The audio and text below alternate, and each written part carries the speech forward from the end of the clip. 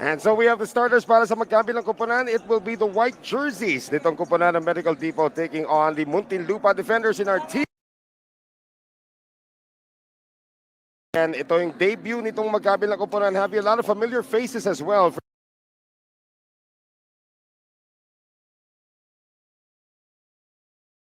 Camacho and Edgy Boy Mojica all starting in this ball game. And on the other side, we have Thomas Torres and Rafi Reyes. Thomas, of course, playing for the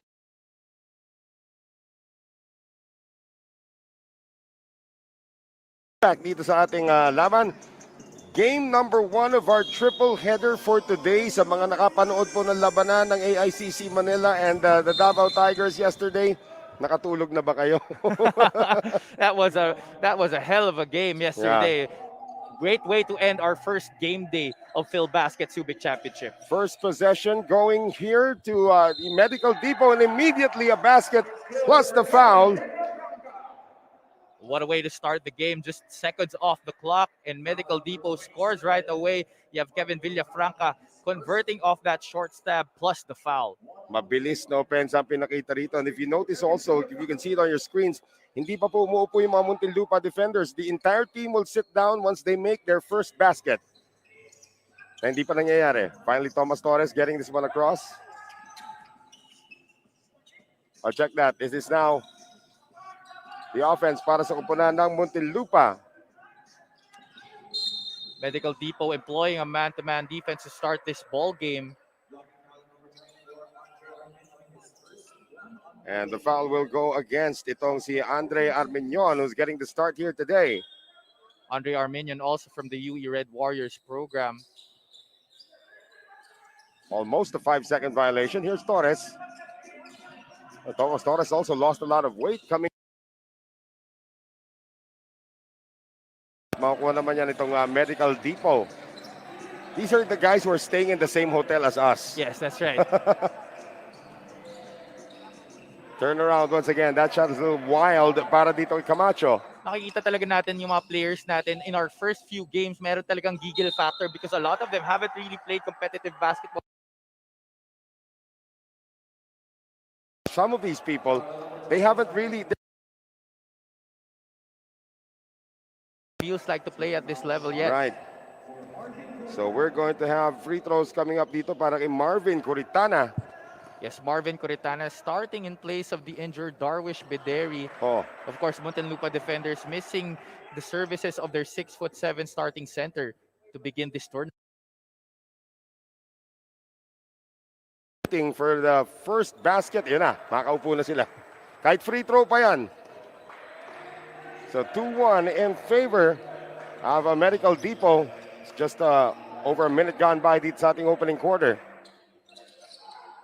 So we're going to see now Patrick Cabajo. We all know what Patrick Cabajo can do from that.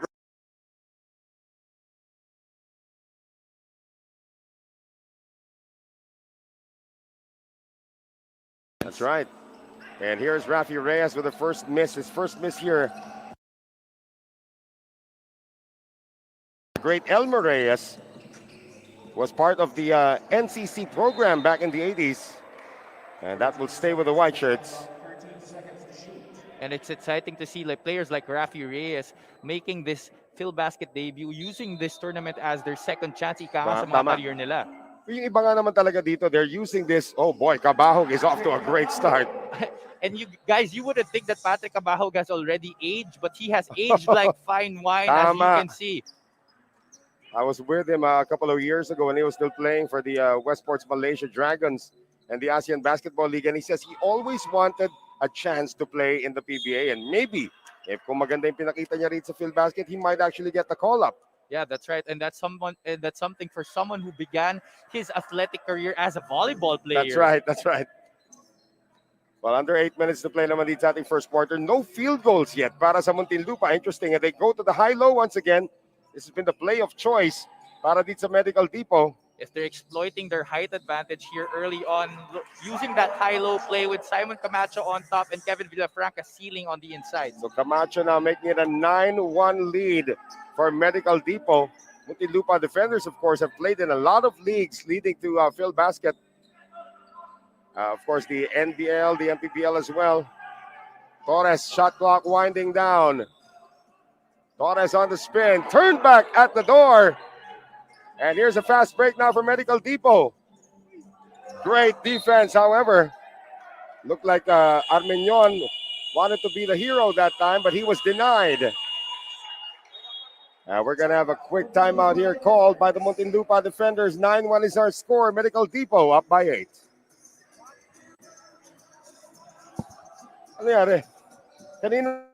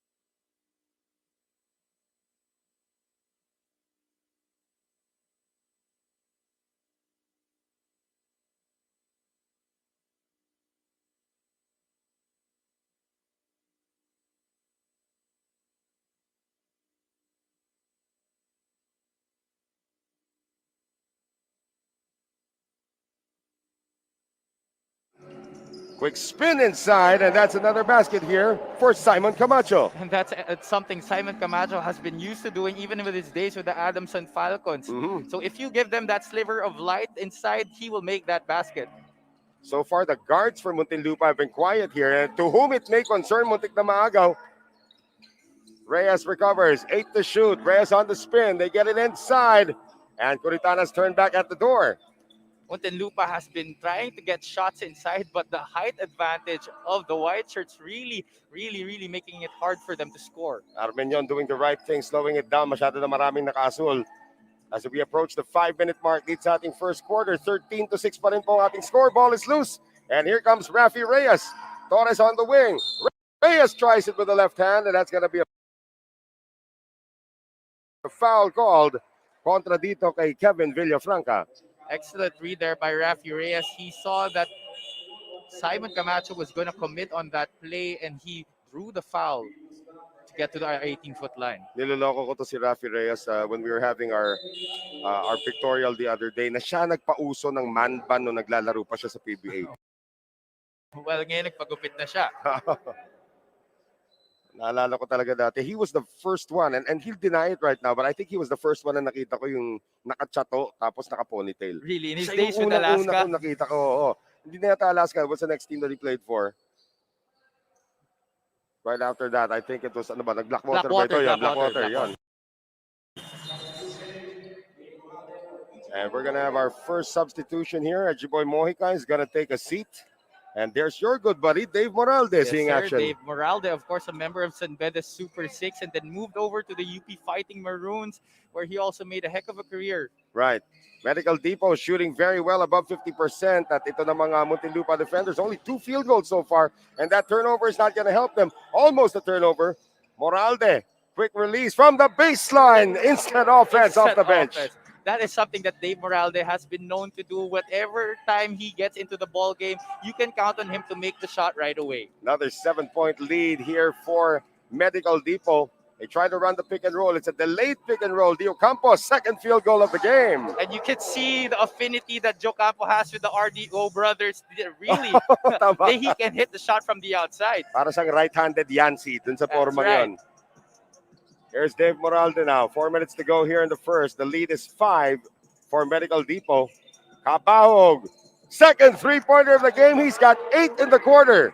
And that's already with hands up from the blue shirts. And Patrick Cabahog just proving why he belongs in this league. And not just he belongs, he is one of the marquee names in this league. 18-10 now, as this is the biggest lead of the game so far for Medical Depot. Shot clock down to 8. And here's a three-pointer on its way. That one is short. So, again, a lot of broken plays because of the pesky defense nitong koponan ng Medical Depot. Yes, that's right. They've been running a lot of pick and rolls to resort to that. Moralde, left open. And fakes on the three. Moves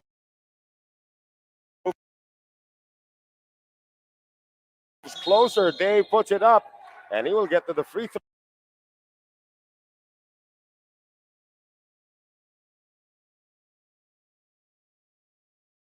line. And despite the fact that it looks like he's put on weight, medyo nimble pa rin siya sa kanyang kilos. Ha? Yeah, that's right. Ever since he was in high school, he is really he can really move fast and agile. So Moralde at the free throw line. Cabahog is going to take a breather. Tristan Albina comes in for Medical Depot. And Dave Moralde in his days with the MPBL in Muntinlupa also, there was a game that he was named the playing head coach because their head coach had to step down for personal reasons, and that's why for one game he was the playing head coach. Kaso sabi niya, di ko kaya i-sustain to. So they got someone else to man the reins. Well, I wouldn't put it past itong si Dave Moralde to become a head coach someday. Very intelligent player. He definitely has the resume to do so. 10 na po ang abante rito ng Medical Depot, 20-10 off of 8 points from Patrick Cabahog. But he's on the bench right now. Torres gets hit from behind by Albina. A little too aggressive there by Albina. Medical Depot knows that where Thomas Torres goes, Muntinlupa will go, and that's why they're exhibiting very aggressive defense on this former LaSalle guard. And speaking of LaSalle, boy, was that a fast unit that he led there at with the Green Archers? Definitely. And that led to a championship. See mga guys like Jeron Tang was there. I believe sila Jason Perkins was also there. Yeah, and I think also Richie Rivero. Richie Rivero, you're right. So 2 for 2 for Thomas Torres. 20-12, under 3 minutes to play dito po sa ating first quarter. Hindi basta-basta nagpapaiwan ito Muntinlupa defenders. Looks like they're having a diesel start today. Melencio is in the game. Jumper, three-pointer. That one is a miss. Battle for the rebound. Medyo lumiit yung second unit nitong Medical Depot, ha? Yeah, a lot of guards playing out of position, I noticed. The Ocampo almost lost it. Gets it out to Torres. Torres can fire from there, actually. Torres moves in closer. And the rebound secured once again by the White Shirts. And a drive by Moralde. Look at the rebounding edge that Medical Depot has here. And that's just the start dito. First quarter pa lang tayo. Yeah, and fittingly so. It would be surprising for me if Muntinlupa was the one heading the rebounding department in this ball game to begin. So more free throws coming up now for Dave Moralde. But before that, going to have a substitution as Albina checks back in. So medyo shortened rotation dito para kay Coach Aldrin Morante, ha? Yeah, and on the side of Muntinlupa defenders, Luis Cinco from CSB has now checked into our ball game. Well, he's not wearing the right number, that's for sure. There's another player, no, si Cedric Labing Isa, who used to wear number 5 naman. Yeah, that's right. Di nila pinanindigan, ano? Pwede naman eh.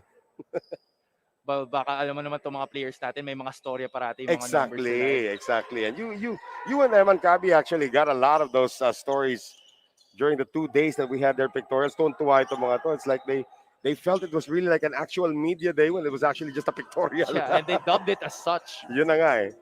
So pati tayo nakiride na rin tayo doon. Oh, syempre. Here's Melencio. Moralde now with under 2 minutes to play here in the first. 3-pointer on its way. Albina not there. A whistle, and it will go the other way.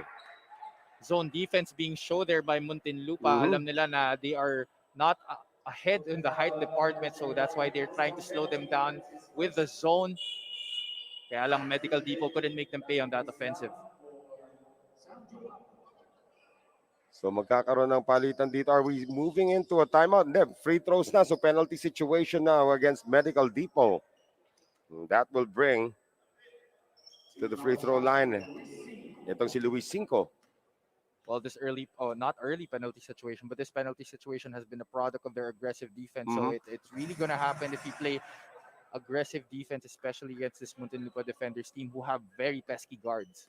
Muntinlupa defenders, of course, being coached by Michael Ramos. This is the first time Coach Michael has been named as with the De La Salle Zobel program. He actually also played for Coach Boris in his time with Zobel, but really he's patterned his system after Coach Boris. Moralde, nothing from the outside. So bigla na nahimik na. Ito ang kupunan ng Medical Depot after a really fast start when they led by 10. And we have Mislang missing, seeing his first action of the game. Yeah, Dante Mislang, another product of the PL Moon system. And another strange number to have, 59. I'm sure there's a story to that later on. 3-pointer. That one rolls out para kay Melencio. And there's a whistle during the rebound play. Stay right here, sabi ng ating mga referees. That'll be the 4th team foul for the Muntinlupa defenders. A lot of fouls being given in here in our first quarter. We had 9 total now. Our referees really calling it tight. Well, that has been the theme, especially because of last night's overtime game.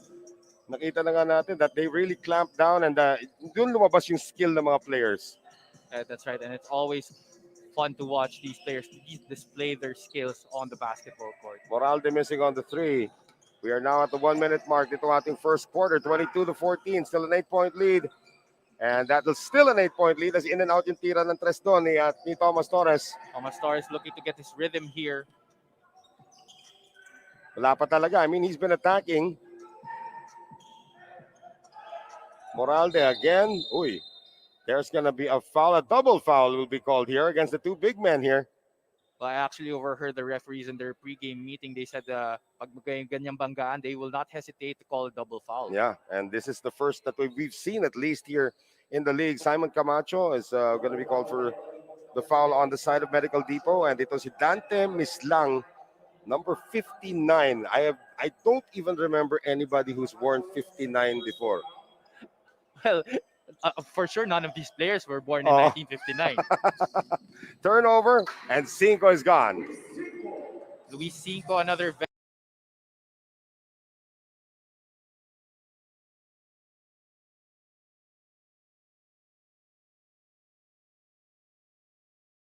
veteran player who is seeing action here for Muntinlupa. So he is one of the vital cogs na inaasahan ni Coach Michael Ramos to deliver for the Blue Shirts. Yan yung mga kailangan mo, yung mga glue guy na ganyan. That's right. Every team needs that. There's Moralde. Tries to leave it inside. Nicely done. And the first basket for Reeve Ugsang. Reeve Ugsang, former FU Tamarao, who also made his way back to Cebu, a marketing management graduate. Well, 5 seconds remaining dito sa ating first quarter.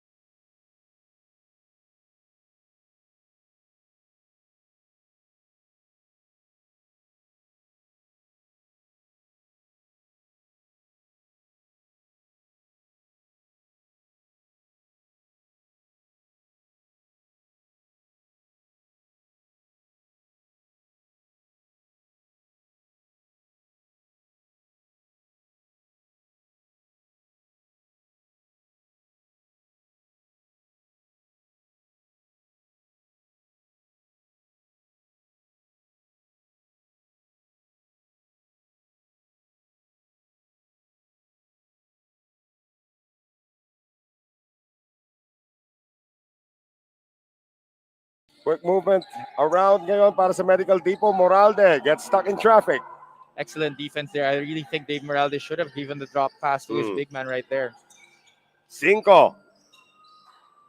And ball is loose, picked up now by Medical Depot. Albina pushing it forward. Oh, nice play to avoid. Kaya pala na-avoid, naglakad. Sabihin ko, ganda naman na sidestep nun. Traveling pala. Nauna yung step kasi sa dribble. Tama. So 27-19. Just when it looked like Muntinlupa was going to be off to a good start coming off that three-pointer earlier. Nakabawi ka agad ito Medical Depot. Offensive foul is called. And that's going to go against Chelo Alanguilan. Chelo Alangilan had a three-pointer to start his stint in this ball game, but Bubu right there, offensive foul, turnover for the Blue Shirts. That's actually an unforced error. Wala pa nangyayari dun sa play na yon. As we thank our friends from Wilson, the official basketball of FILBASKET. Moralde slowing things down now. Albina says, no, let's fire, and Albina with his second three-pointer of the game. Well, the Blue Shirts have to live with that. And Danilla had his hands up right there, and that's really what you have to live with when you're on the zone. Yan ang tinatawag na good defense, better offense. Here's Elorde. Elorde now tries to drop it inside. Another turnover against the defenders. Now we have a 4-on-1 going the other way, and a hard foul given up by Luis Cinco. They're looking for the unsportsmanlike, but they say it's just a regular foul. A good hard foul, actually. Yeah, no, I don't think that would merit an unsportsmanlike nature because Luis Cinco was actually going for the basketball and no intention to hurt right there. Yeah, but you want to make sure that the guy doesn't get an end one. So talagang nilakasan na lang niya yung hataw niya. Right, that's what you call a duty foul. Yeah. So at the free throw line ngayon,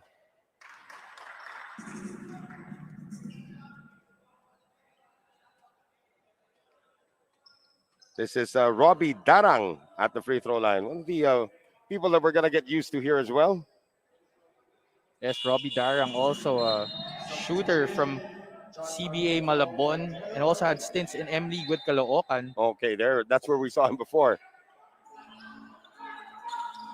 Full court press, almost a steal by Moralde. Here's Cinco going all the way. Bothered once again by the defense. Albina feeling it. Another three for Albina. This Muntinlupa defender squad has to do a better job of locating the shooters of the white shirts in order for them to stay in this ball game. Tristan Albina giving a 35-19 lead to Medical Depot. Timeout, Muntinlupa.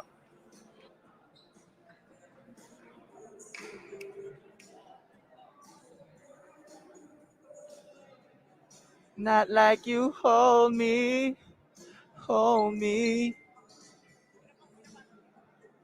Love never felt so fine.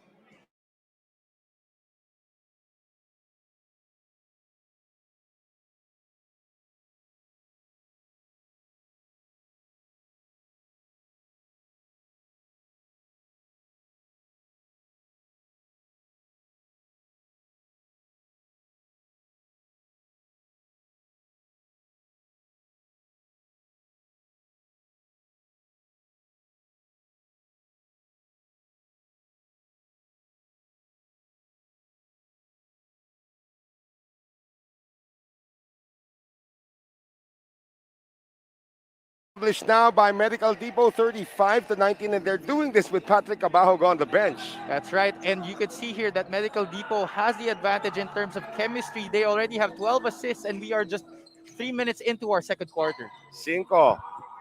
Fireman job there by Luis Cinco. Three-pointer good. Luis Cinco will need to do more of that in order for his team to give a fight here. Cinco leading the bench squad right now. He's on the minus side of the plus-minus. Here's Albina. I have rained or a heat check there. Para dito kay Albina who hit 3 in a row before that one. Attack there coming from Elorde. Lord, a little out of control on that drive there. Darang trying to escape everyone. Coming up on 7 minutes to play dito sa ating second quarter. The lead is 13 for Medical Depot, 35-22. Darang tres. And the battle for the loose ball picked up now by Luis Cinco.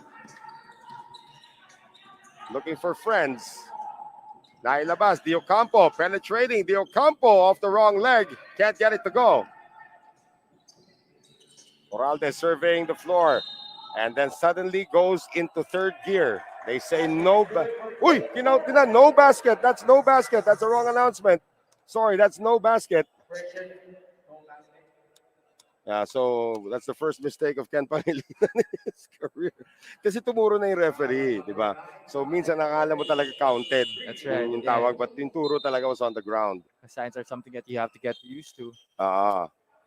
Well, of course, our Coliseum announcer Ken Pangilinan has been doing a great job, and your winning streak is going to come to an end someday. Can't win every time. Yeah, that's right. 6:35 to play. Dito po sa ating second quarter, 35-22. Substitution, Marvin Comitana for So 14 seconds to shoot now. They get it inside, and again, the height is going to be the might now of Medical Depot. That was Alwin Aguirre with his first field goal. Cinco. Diocampo. And he got clipped as he went up. The foul is going to go against Jonel Ray Bauzon. We see Joe Campo, despite his 6'2" height, not afraid to mix it up with the big boys inside the paint. And it's the first time actually nung kausap sila ni ating technical head na si Mr. Anthony Sulit. It's the first time I noticed that his right eye actually has a cataract. Yeah, and I don't really know how he gets through the playing with this, but he's done an amazing job so far. So 37-22 pa rin po ang ating score dito. The lead is still 15. It's still 15. 2 misses here by Diocampo. Actually, Diocampo also has an interesting story. He played baseball in his elementary years and football when he was in high school. He only played basketball when he was already 17 years old. Probably that's also the time he figured out that he had some famous cousins. Oh, this is a hard drive, and that's going to be 2 free throws. Nakita mo pa lang yung intensyon sa pagsaksak dito nitong si Marvin Coritana, saying, I'm not giving this up, and I will get hurt trying to do it. Well, admirable effort there by Coritana, trying to fish a foul from the white shirts bigs here. But they will have to do that and more if they want to climb out of this 15-point hole. And he takes free throws from about 6 inches behind the line. May mga ganun talaga, no? I mean, yung mga quirks sa free throw shooting. I'm trying to remember who the player is who's shooting 18-foot free throws. Ayaw niya sa guhit. I don't know if that's a kind of fear na baka matapakan mo yung linya, but you're shooting 18 feet. The accuracy goes away. We're going to have a timeout here. 37-23, 14-point lead for Medical Depot.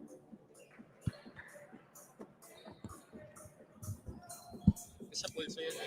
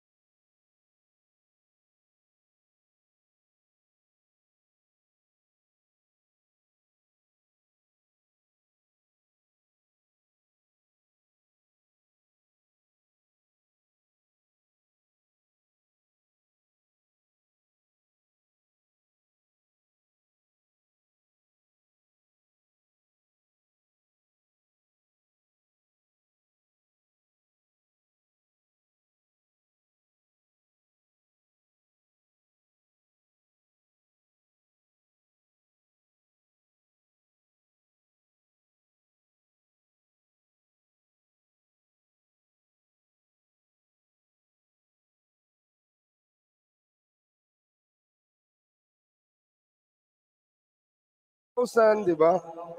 Amazing reception we are getting from the fans, Yeah. and I only expect that it will get more and more as the days to come, especially pagtapos na ng PBA. And of course, we'd like to wish everybody in the PBA, of course, yung game number 5 is about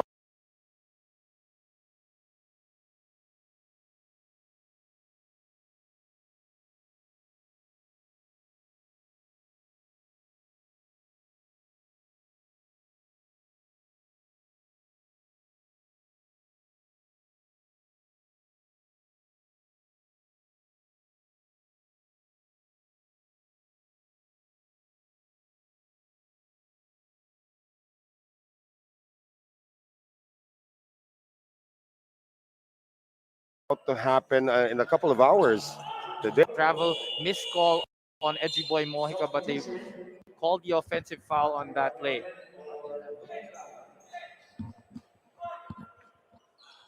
5:02 to play. There's a slick spot here. We just like to tell you about the air conditioning. We had a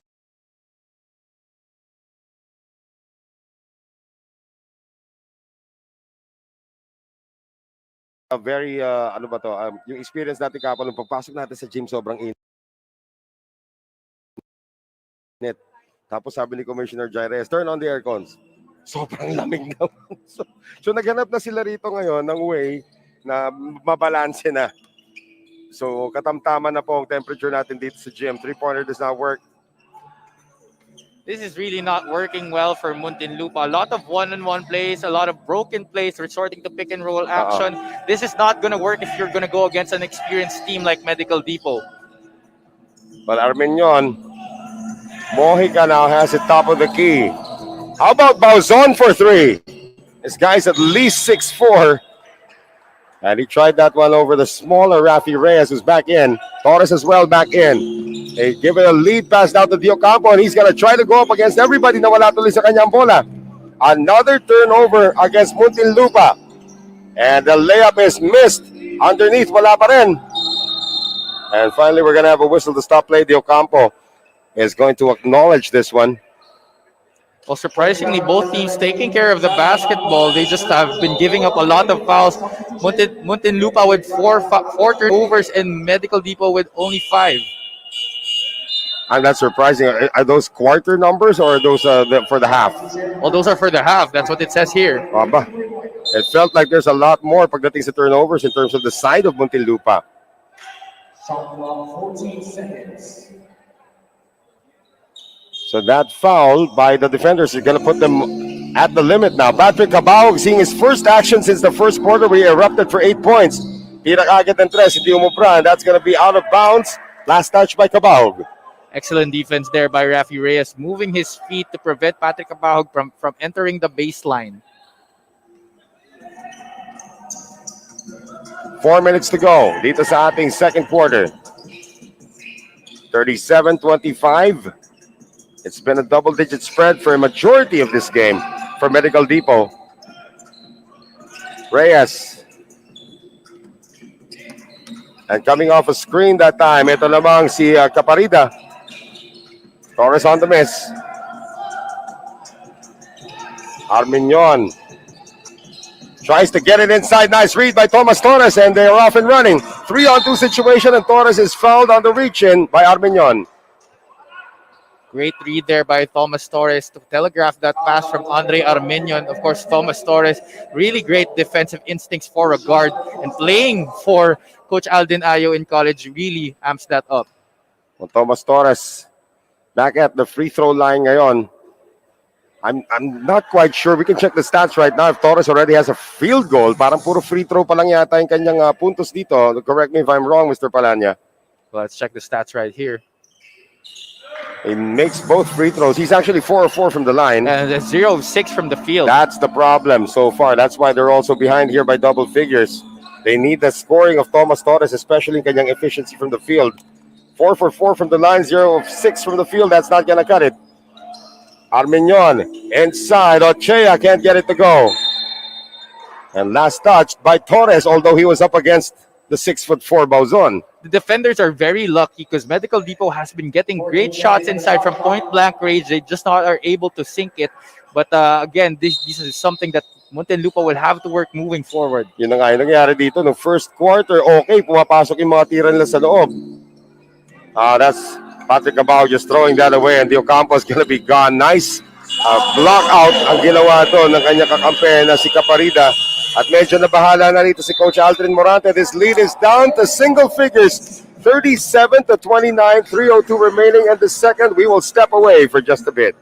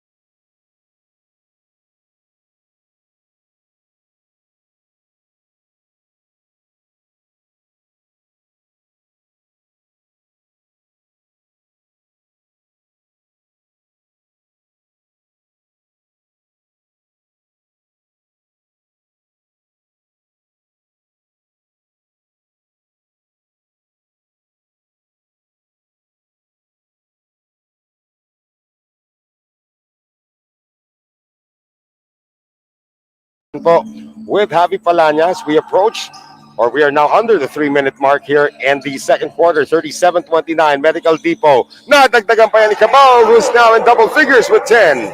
Another excellent play there by Medical Depot. Patrick Capahog coming off those staggered screens to knock down the shot from the perimeter. Walang kakupas-kupas, ika nga. He is aging like fine wine. I will say again, I don't know Yes. how many times I will have to say that, but it is really very evident. Moralde checks back in. Bauzon takes a seat with 2:36 to play dito sa ating second quarter. So because of that Cabahog turnaround, balik na naman sa 10 ang abante rito ng Medical Depot. Yeah, another elevator play here for Patrick Cabahog, but Muntinlupa adjusted right there. And how about an outside shot for their center? Ito namang si Kevin Ray Villafranca. Muntinlupa did a good job there of denying Patrick Cabahog the basketball, but they didn't locate Kevin Villafranca there, who was open for the perimeter jumper. Kanina pa itong si Coritana very aggressive sa kanyang mga drives. So 41-31 coming up on 2 minutes to play here in the first half. Armenyon looking for the postman once again. Ochea gets it out. Cabao coming off another screen. Isa pa yan about Patrick Cabao. That's why he's so effective. He knows how to use screens. Exactly, and it's not just enough that you go off screens. You have to know how to use that. You have to know the nuances of the screening process. And that is Don Ochea. Of course, Getting Don his first Ochea, steal, yeah. also from the Adamson Falcons. Yep. Another foul. Both teams are in the penalty now. So more free throws coming up for Marvin Coritana. Looks like Marvin Coritana doing a very conscious job to go into the lane and fish for fouls from the Medical Depot bigs. Well, earlier we saw a shot of Aldrin Morante. And you know you're old in the industry when you got to cover Aldrin Morante as a player. No, he's a really cool guy. Lefty shooter yan. Itong si Aldrin Morante. At umiinit na rin sa free throw line itong suking-suki na si Marvin Coritana. So sticking around pa rin itong kupunan ng Muntinlupa defenders, down by 10. Nice seal by Ochea but missed the hook shot. Here's Coritana once again. Cabao almost took it away. Torres will restore order. Torres ilalabas. Three-pointer on its way. That one is short. Para dito naman kay Caparida. And another takeaway by Torres. Gets it now to Rafi Reyes. Goodbye.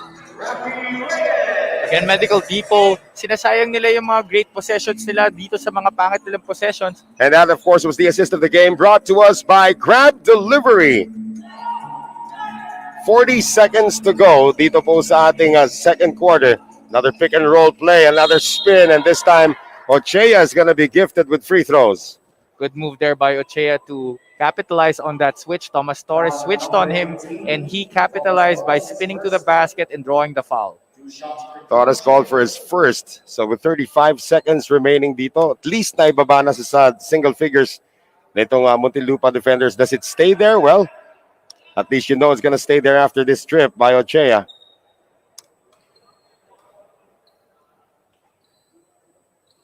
Splits the free throws. Muntinlupa has a chance for a 2-for-1 here. Let's see if they'll take it. And Rafi Reyes immediately looked up at the differential. It's about 10 seconds. They'll opt not to do it, actually. Reyes for three. Good! Well, they did go for the 2-for-1, but Rafi Reyes making a big shot there for his team. But apparently, they will have the chance to do so after that careless dribbling violation. Well, Armenyon was thinking past and saw an open lane. Continue this dribble. Well, that's the thing here in basketball. When once you think twice, talaga magkakamali ka. 44-38. Shot clock is off. Thomas Torres, 8 seconds to put up a shot here. Torres tries to drop it off inside Naagaw. And that's going to do it for the first half. But part of the mission has been accomplished.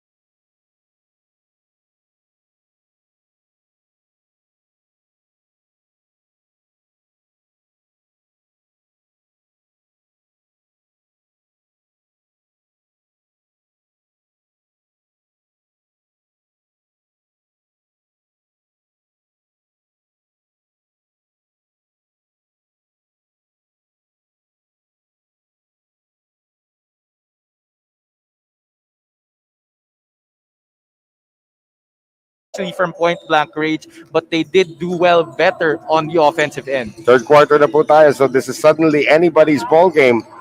Instead of it being a double-digit spread, Patrick Cabao coming off a screen. They run that high-low play once again, but this time it's broken up. Torres into the front court. Coritana, kanina pa atake ng atake. Here's Melenchina pushing it up.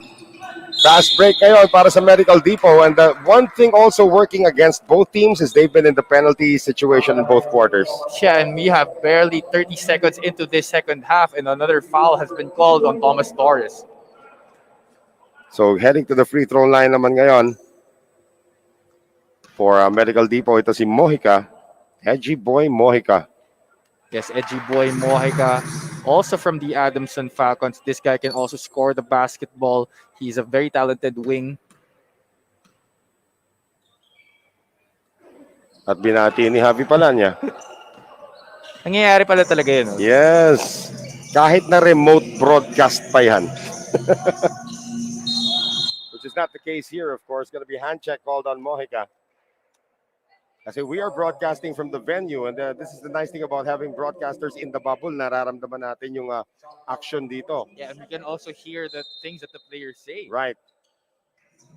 Here's Dio Campo. They get it inside now to Rafi Reyes. 5 seconds on the shot clock now for Muntinlupa. Pick and roll read very well. And this will be possession going to Medical Depot. Fast break layup ngayon para dito kay Melencio, not there. Pambawing fast break naman led by Torres. Here's Reyes on the hang time. Denied. And it will stay with Muntinlupa, but heads up defense naman galing dito kay Camacho. Simon Camacho is very used to doing this. Yan talaga isa sa mga hitman ng Adamson Falcons on his time there. And we'd like to thank our friends from Coco Life, our official partner here in FILBASKET Subic Bay Championship. And Coritana starting to get his rhythm dito, ah. Yeah, that's right. And he started at center, but we can see that he likes to attack from the outside, and he now exhibited his perimeter talent. That's got to be the 10,000th high-low we've seen here today. That is bread and butter of Medical Depot right here. Syempre, they have the height advantage, and they will expose it again and again. Torres, finally, his first field goal of the game is a three-pointer. Look for Thomas Torres to be more aggressive compared to the first half. He is the main man for the Muntinlupa defenders, and if he doesn't stay hot, if he doesn't get hot, Muntinlupa will have a hard time winning. You have to remember last night, John Wilson was a non-factor in the first half for the Davao Tigers and ended up being the leading scorer. Fast break again. This is just a great pass by Torres, but was not completed that time by Caparada rather. Almost saved the ball to us. Okay lang, insured naman lang. Yung laptop mo ba insured? Oh, insured naman. 8 minutes to go. Dito sa ating third quarter, Mojica will throw it in. The lead is down to 4 for Medical Depot. Once again, that lead was highest at 17. Kabahog! Not this time. That's a lucky break again for the Muntinlupa defenders. Another point blank miss for Medical Depot. And Dio Campo is hammered as he went up by Mojica. Two very rugged players going up against each other. That's going to be foul number 3 on Mojica.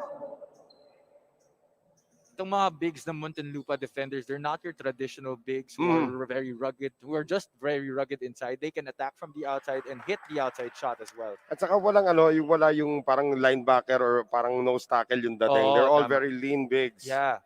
And very agile as well.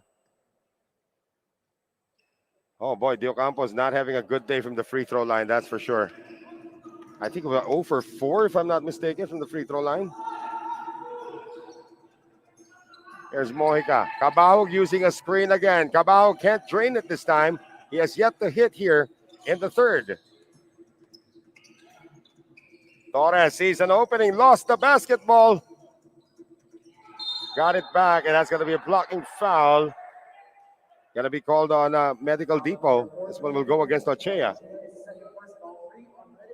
Marvin Coritana doing an excellent job of selling these calls. Pero yun na nga, reputation niya talagang susugod that drive, and if you get in his way, that's a blocking foul. Sort of reminds you of somebody who played like the late Anthony Mason, you know? Yung susugod lang ng susugod, doesn't care who's in front of you. Reyes. Tawag ng mga coach namin dyan, suicide bomber. Talaga. Reyes, baseline, beats the shot clock but can't get the shot to go. Melencio pushing it up now. Many blue shirts come down. Sabi ni Cabahog, di okay, titira tayo sa labas. Cabahog is 0 for 3 here in the third. Under 7 minutes to play. Dito sa quarter number 3, 47-43. Torres again. Thomas Torres yet to get his rhythm here. But at least nakashoot na ng field goal. Melencio. Excellent call there by our referees. Gumagalaw pa yung pa ni Thomas doon. Hindi pa nakaset. He hasn't established his position there. Pangatlo ni Thomas Torres, and I believe 2 of his 3 fouls involved his mouth. Natatamaan siya sa blocking foul. Well, kasi mas matatangkad sa kanya yung mga bumabangga sa kanya. So those are the hazards of the game. Right. So Melencio at the free throw line once again. Ito yung karo ko sa hotel eh. Lahat sila kanina nakakatuwa nung after breakfast lumabas ako. Tapos lahat sila nandun sa hall. Isang game lang nilalaro nilang lahat sa phone para magkakampi yata sila sa yung Muntinlupa. Oo, ito Medical Depot, isang row sila, 3 sila. Hindi ko alam ano ba tawag sa mga game na gano'n ngayon na ML, di ba? Magkakampi sila lahat eh. Iisa yung tunog eh. Here's the outside shot. That one is a miss. Para dito sa koponan ng Muntinlupa. That was coming from Tendesilia. Or sorry, Tendenilia. That's a traveling violation. Time down to 6 and 17 to play dito sa ating third quarter. The lead is 6 now for Medical Depot. 3-pointer, that's offline. They have never led in this game. Itong kupunan ng Muntinlupa defenders, and they allow an easy layup from Mojica. Falcon connection there from San Marcelino, Edgy Boy Mojica to Simon Camacho. They're looking for probably an injury timeout here. I didn't see exactly what happened underneath after that, pero yun ang injury timeout ang mangyayari dito.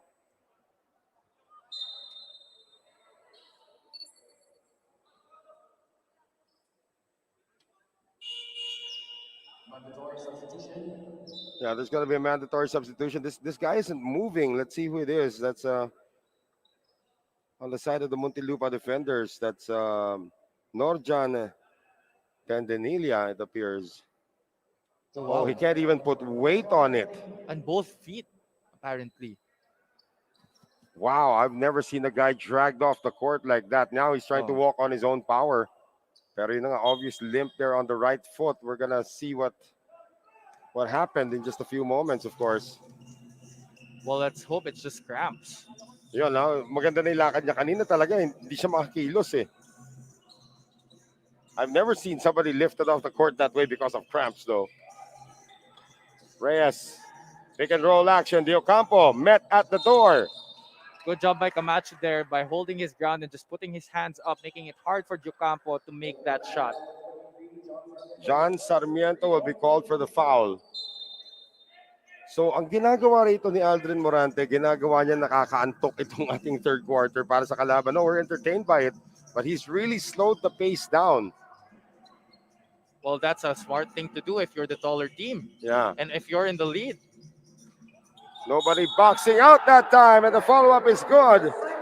Para dito kay Simon Camacho, dinaan sa laki, dinaan sa timing, and he has a 3-point play opportunity. Because no matter what defense that the Blue Shirts throw at the Medical Depot guys, it seems that the height advantage seems to lord it over dito sa kanilang team.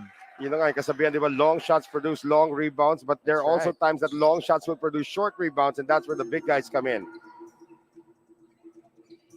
Unsuccessful, though, on the 3-point play. It is still a 10-point lead, 53-43. 5 minutes remaining dito sa ating third quarter. Reyes, series of